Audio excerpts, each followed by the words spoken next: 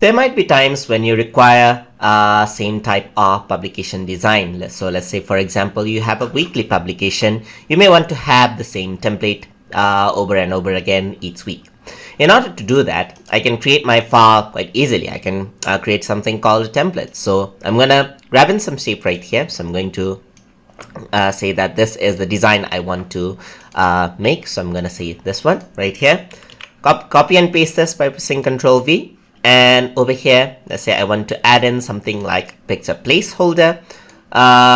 Close this out. So this is going to be my template right here. So I dragged in my picture placeholder just like that. Click on the design right here. I'm going to add in the picture border just like that. All right, so there you go. And over here, I want to insert some text box areas. So I'm going to go over here into insert, draw text box right here. Click and drag just like that. And I'm going to say this is a paragraph. This is a paragraph. And I'm going to copy and paste this out to make a paragraph of so forth. So I'm going to copy and paste this, press enter, and there you go. So I'm going to click this out right here, and I'm going to fill this out. So I'm going to make an extra space right here. So this is going to be my template that I want to see.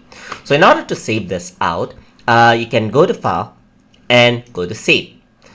Go to Browse. And now instead of saving it as a regular file, you can go to Save as Type. And over here, you'll be able to see that there's a template option. So there's Publisher template, as you can see. And once I select that, you can see that it gets saved to the custom Office template folder. And I can rename this out. So I'm going to say that this is TutorTube template. And I'm going to press Save right here. So once I do that, I'm going to close the document. I'm going to close the document right here. And over here in the new publication area, you can see that there's personal which appears. So if you were to click on that, then your personal template appears. So if you were to click this, you can see that the template appears. You're going to create a new file, go to File, New, and then Personal.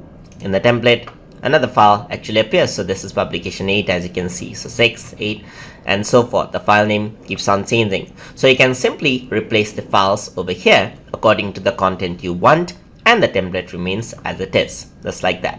So that is how you can create a new template inside of Microsoft Publisher. Hope you guys learned something as always. And as always, please like, comment, share, and subscribe.